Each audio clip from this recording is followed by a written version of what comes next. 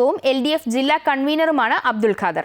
കുന്നംകുളത്ത് നടന്ന ജില്ലാ സമ്മേളനത്തിലാണ് തെരഞ്ഞെടുത്തത്. 46 അംഗ ജില്ലാ കമ്മിറ്റിയെ തെരഞ്ഞെടുത്തതിൽ 10 പേർ പുതുമുഖങ്ങളാണ്. MM വർഗീസിന് ആരോഗ്യ പ്രശ്നങ്ങളുള്ളതിനാൽ ജില്ലാ സെക്രട്ടറി സ്ഥാനത്ത് നിന്നും മാറുമെന്ന സൂചനകൾ നേരത്തെ വന്നിരുന്നു.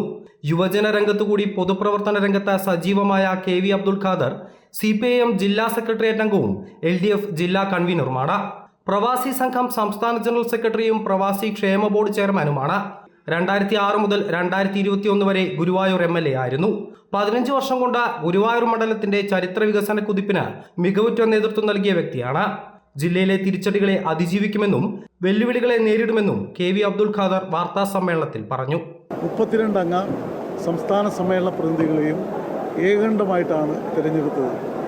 ജില്ലയിലെ പൊതുസമൂഹം നേരിടുന്ന പ്രശ്നങ്ങളെ സംബന്ധിച്ചും സാമൂഹിക പ്രശ്നങ്ങളെ സംബന്ധിച്ചുമുള്ള പ്രമേയങ്ങൾ ജില്ലാ സമ്മേളനം അംഗീകരിക്കുകയുണ്ടായി.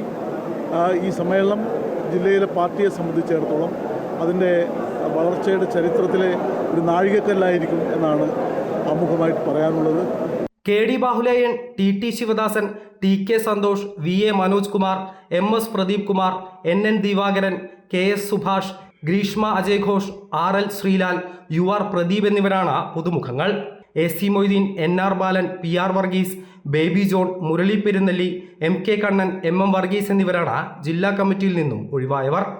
അമൃത ന്യൂസ്, തൃശൂർ.